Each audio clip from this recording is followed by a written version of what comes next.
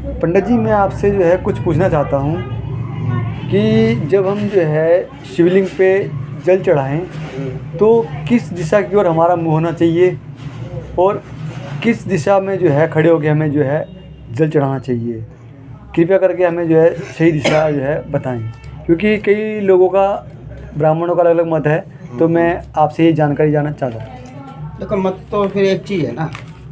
मत की तो बात ऐसी है, हमारे शास्त्र जो थे, हमारे शास्त्र को जो कह दिया, जो 6 महीने तक आग लगी रही, उसको जला दिया गया मंगोलों द्वारा जी तो उसमें सच्चाई क्या पता लगेगी? फिर हमें जी पता लगेगी? नहीं बिल्कुल नहीं पता लग सकते। नहीं। जो चीज़ है ना, जो वो अब छापी हुए जो ज्ञान है, हाँ जी वो हमारे जो ज्ञान है वो छापे हुए हैं जी अनुभव। जी जैसे मतलब क्या है, अगर तुम्हें सच्चाई पानी है, उसमें क्या करना पड़ेगा तुम्हें? ध्यान। 5 चीज़ें होगी तुम्हारे पास एक नया शास्त्र बनाने के लिए, सच्चाई खोजने के लिए। जो ब्रह्म की बातें करते हैं, जो ब्रह्म का ज्ञान देते हैं, जब ब्रह्म मुहूर्त में ना उठे वो ब्रह्म को क्या जानेगा। 5 चीज़ें होती है उसमें। ऐसा ना, एक तो लालच रहो, एक आलस ना हो, एक मन से शांत रहो, शरीर से एक्टिव रहो, और 5वीं चीज़ धर्म के पक्के रहो। ठीक। जितने इतिहास में जिनके ऋषि मुनियों के संतों के जो नाम है इतिहास में, वे 5 गुणों के मालिक रहे। ठीक है। मैं सिख नहीं हूँ, अच्छा। ब्राह्मण हूँ, मगर गुरु नानक देव जी के स्थान पे, यानी कि उनकी बातों पे अमल करा हुआ। ये पंडित जी, ये बात आपकी बिल्कुल सही है। आप जो है सनातनी हो, हाँ, और हिंदू धर्म के जो है हाँ, आप मानने वाले हो, लेकिन आप दूसरे धर्म का भी जो है सम्मान करते हो, ये एक बहुत अच्छी बात है। देखो जी, वो तो हमारे जो सिख धर्म है, मैं तो कहता हूँ हर धर्म में, हर सनातनियों के घरों में इनकी फोटो होनी चाहिए। जी बिल्कुल सही बात है। निरंकारी, राधा स्वामी, इन सबकी अपना फोटो जो लगाई हुई है। सच्चे सिख जो है ना, वो गुरु नानक देव जी हुए। गुरु नानक देव कहा जाता है, भगवान ने कहा तुमको। जी जी बिल्कुल सही बात है। आज के गुरुओं की फोटो इनके पास लगा दो, तेज इनके चेहरे पे मिलेगा, और इनकी आंखों के अंदर आपने कशिश देखना, इनकी आंखों में क्या कशिश है? पुतलियां ऊपर है जी। उन्होंने क्या करा? उन्होंने जग को नहीं देखा, उन्होंने सबको नहीं देखा, उन्होंने रब को देखा, 10वें द्वार को। तो ये उनकी खास बात है। हर सनातनियों के घरों में, मंदिरों में इन 10 गुरुओं की फोटो होनी चाहिए, जिसने बलिदान दिए।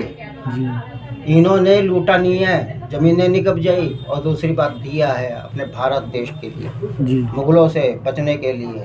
9 वीर दिए हमें, साहबजादा दिए 4 हमें, है ना। तो इनको भी नहीं भूलना चाहिए। और रही बात शिवलिंग की पूजा की, जी। शिवलिंग की पूजा देखो पता कैसे होती है जी। इसमें मैं तुम्हें बताता हूँ। जो ये पूर्व है जी। पश्चिम है, ठीक है। उत्तर हो गया जी। दक्षिण हो गया, हाँ जी। है ना। ये बृहस्पति का स्थान है। ये कौन सा पंडित जी? ये है पूरब और उत्तर के बीच का कोण। अच्छा, ये बृहस्पति का स्थान होता है। और ये पूरब और दक्षिण के बीच का कोण है शुक्र का। अच्छा, है ना, शुक्र दिशा होती है। ठीक है। और पश्चिम और दक्षिण के बीच का कोण होता है राहु और केतु का। अच्छा। पूरब के सामने आते हैं पश्चिम, शनि देवता। पंडित जी, सबसे शुभ दिशा कौन सी होती है वैसे? शुभ दिशा देखो, मैं तुम्हें बता रहा हूँ। जो रावण जो था, शंकर शिव का भक्त था। हाँ जी। सब कुछ मिला रावण को जी। उसके बैठने का तरीका क्या था? उनके बैठने का तरीका रावण के यहाँ पर था, उत्तर और पश्चिम के बीच का कोण था ये। ठीक है ना। और पूरब दक्षिण के बीच के कोण के स्थान सामने होता था शुक्र का। जी। जो देखते के गुरु हैं शुक्राचार्य, हमें सब कुछ देते हैं, धन वैभव, किसके लिए? और हमारे संसार का सुख देने के लिए वो शुक्र ग्रह देते हैं। कौन सी दिशा होती है पंडित जी? वो ये पूरब और दक्षिण के बीच का कोण होता है। ये ठीक है। अच्छा, यहाँ जिस टाइम जल चढ़ाता था रावण बैठ के, तो कोई भी वस्तु चढ़ाता था रावण, तो रावण के पास आती थी वो चीज, शक्तियाँ जी, जल के माध्यम से, पंचतत्व देवताओं से, वो सारी शक्ति रावण के पास आती थी। और शिव का उत्तर और पश्चिम के बीच का स्थान जो था वो शिव और शक्ति का था। ठीक है। शिव और शक्ति ऐसे हैं जिन्होंने आशीर्वाद दिया। पीछे अगर शिव और शक्ति का हाथ होगा और सामने गुरु कौन होगा? पूरब दक्षिण बीच का स्थान और शुक्र का है, सामने गुरु शुक्र होंगे, तो वहाँ पर क्या होगा? आशीर्वाद मिलेगा जी, है ना जी। वो आशीर्वाद मिलेगा जो रावण के पास सुख समझा सब कुछ थी रावण के पास। हाँ जी बिल्कुल, है ना। और अब मान लो तुम यहाँ पर आ जाओ, यहाँ जल चढ़ाओगे, जैसे आप दक्षिण और बीच का कौन जी, है ना। यहाँ जल चढ़ाओगे तो दिशा कौन सी बैठेगी? ये राहु केतु दिखा रहे। हाँ, राहु केतु है ना जी, राहु केतु। और मुख कहाँ पर होगा? बृहस्पति की तरफ जी। हाँ ठीक है ना। अब मान लो यहाँ पर तो शिव शक्ति का हाथ था। हाँ जी। और हम अगर आम आदमी चढ़ाते हैं जल, तो शिवलिंग की पूजा में हमें तरक्की नहीं मिलती, क्योंकि यहाँ पर बैठ के ना हम जल चढ़ाएंगे तो पीछे आशीर्वाद किसका रहेगा? राहु केतु का।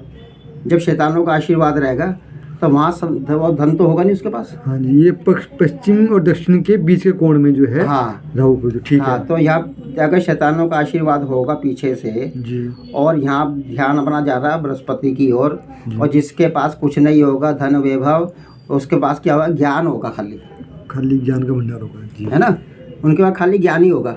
ठीक है। अब संसार में क्या है कि संसार में हम जो शिव की पूजा करते हैं, हमारे पास शिव भक्त के पास क्या होता है? धन नहीं होता, है ना जी। शिव भक्त क्या रहता है? फक्कड़ रहता है, पकड़ रहता है, फकीर रहता है, सही बात। मगर यह क्या खुश रहता है, खुश रहता है ये वरदान है खुश होने का जी। अब तुम्हें संसार में रहना भी देखो, कर्जे भी मुक्ति हो कर्जों से जी। और फिर आपको क्या करना पड़ेगा? फिर आपको स्थान ये वाला पकड़ना पड़ेगा, शिव और शक्ति का उत्तर पश्चिम के बीच का कोण, और फिर आशीर्वाद मिलेगा आपको ये वाले गुरु का, जो संसार के सुख देते हैं, शुक्रदेव जी, है ना। तो इसी तरीके से क्या है कि जो हम कोई भी चीज़ चढ़ाते हैं, जैसे काली चीज़ें होती है पितरों के लिए, घर में संकट होता है, फिर वहाँ हमें क्या करना पड़ा है? एक लोटा अपना जल ले लिया, 2 उसमें चम्मच जो दूध की डाल दी, ठीक है ना, उसमें इंद्र जो ये काले तिल वाला डाल दो, फिर आपको चढ़ाना पड़ेगा ये वाला स्थान पकड़ना पड़ेगा दक्षिण का, ठीक है। दक्षिण में शिवलिंग पे जो है क्या क्या हम चढ़ा सकते हैं? शिवलिंग पे देखो मैं आपको बता रहा हूँ कि संकट उतारने के लिए ना, जैसे मैंने आपको ये बताया काले तिल वाला हो गए जी। काले तिल भी हमें क्या है कि अगर जो चीज़ चढ़ानी है काली चीज़ें जी, तो काले तिल वाला वो हमें दिशा ये पकड़नी पड़ेगी दक्षिण और उत्तर की तरफ, ठीक है। उत्तर की तरफ पानी का जलेरी जैसे होती है जी, दक्षिण पकड़ेंगे, और जितना संकट है, दरिद्रता है, अब भोलेनाथ वो दूर लेके चले जाओ तिलों द्वारा, ठीक है। तिल तिल करके कर्जों से मुक्ति मिले हमें, ये सब चीज़ें अपना होती है ना जी। तो फिर उसमें साफ जल डाल के वहाँ की सफाई करो, और फिर अपना दिशा ये पकड़ो जोत के लिए, ठीक है। जोत के लिए पकड़ो, फिर खाली सफाई जब सिस्टम करोगे, सफाई करने के बाद खाली जल अपना वैसे चढ़ा दो, ठीक है। तो भगवान पे क्या है कि भगवान पे जो जैसे जैसे आप चीज़ चढ़ाओगे ना, वैसे वैसे मिलेगा। जो मैं चीज़ की खोज कर रहा हूँ उसमें क्या है, तुम फल चढ़ाओ फल मिलेगा, धन चढ़ाओ धन मिलेगा, फूल चढ़ाओ फूल मिलेंगे, और भांग धतूरा चढ़ा के भांग धतूरा ही मिलेगी आपको। बम बम भोले खाए जा भांग के गोले, और सब भांग के गोले खा के पड़े हुए हैं। आश्रम वालों ने ज़मीनें कब्जा के आश्रम बना दिए, और हम गोले खा के पड़े हुए हैं। कभी भी देना तो भगवान को इतना सा भी कुछ अगर दे देना, इतनी सी भी कोई चीज़ दे नशे की, तो भगवान पहाड़ देते हैं। जैसे किसान है, इतना सा बीज ही तो देता है जी जी, सही बात है ना। और एक हमारे में सबसे बड़ी गलती क्या है, पतन कैसे हो रहा हमारा, ये काले दारू पीने वाले जो होते हैं धार देते हैं, धार भैरव जी को, सही बात है, काली को जी। अब भैरव काली को तुम जरा सी तुम धार दोगे, वो तो वही देंगे, वही अपना बोतल है बहुत सारी जी जी, बिल्कुल सही है बेटा जी। आदमी पी के पड़े हुए हैं, महिलाएं काम करने जा रही जी कोठियों में जी, पंडित है ना। तो इसी तरीके होता है क्या है, जरा जरा सी चीज़ें ना बहुत फ़ायदा करती है। मैंने सबसे पहले शिव का ध्यान करने के लिए सबसे पहले पता क्या करना चाहिए, किताबी बातें मत करो। किताबी बातों में क्या होगा, किताबी बातें एक नकल है जी, अनुभव है ठीक, जो छापे में। अब भाई महाभारत जैसे भागवत वाला थी, 18 पन्नों की थी, 18 दिन तक चली, और आज देख लो जो असली महाभारत के बारे में पता नहीं है किसी को। सिर्फ क्या है कि मैं उन चीज़ों की खोज कर रहा, जैसे भीड़। अगर तुम यात्रा करने जा रहे, कहीं भी तुम यात्रा करने जा रहे हो, वहाँ सबसे पहले क्या है कि भीड़ में ना घुसो, ठीक, भीड़ से हटके रहो। भगवान भीड़ को नहीं देखता, बिरले को देखता है। बिरला कौन है जी, मुखिया को पकड़ता है। जैसे धीरेन्द्र शास्त्री जी चल रहे थे, सबका भीड़ की तरफ ध्यान नहीं था, किस पे ध्यान था, धीरेन्द्र शास्त्री जी की तरफ ध्यान था जी सबका।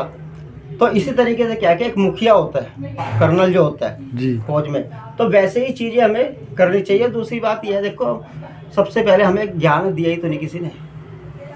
अभी हिंदुओं के बारे में नहीं पता हिंदू शब्द क्या है।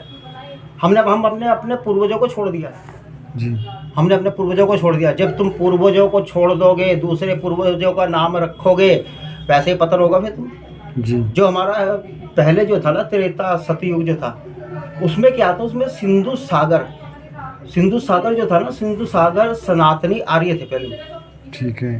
सिंधु सागर के नाम से लिया गया था, और हमारे भारत का पतन नहीं था। इसमें मान, यश, ख्याति, धन, वैभव, जातिवाद नहीं था, बलि प्रथा नहीं थी, हम सीधे थे। सीधे का मतलब यह है कि तुम सिंधु लिखना तुम, और हिंदू लिखना। सिंधु हिंदू में क्या अंतर होगा? सिंधु में अंक की बिंदी आएगी जी, है ना, और हिंदू लिखोगे उसमें आधा नहीं आएगा, जी। अंक की बिंदी नहीं आएगी। अब मैं ज़्यादा बातें नहीं करना चाहता, मैं तो ये इशारे में समझाना चाहता हूँ। आधा नहीं आने का मतलब क्या ठीक है पंडित है ना। जी, अब सारी बातें करेंगे तो भाई सच्चाई में देखो गुस्सा सबको आता है, जी, जी। है ना। बस ये है कि इतनी बातों का ध्यान रखो बस। ठीक है। जय श्री राम, हर हर महादेव, जय हो अखंड सिंधु सनातनी भारतीयों की जय हो। ठीक है पंडित।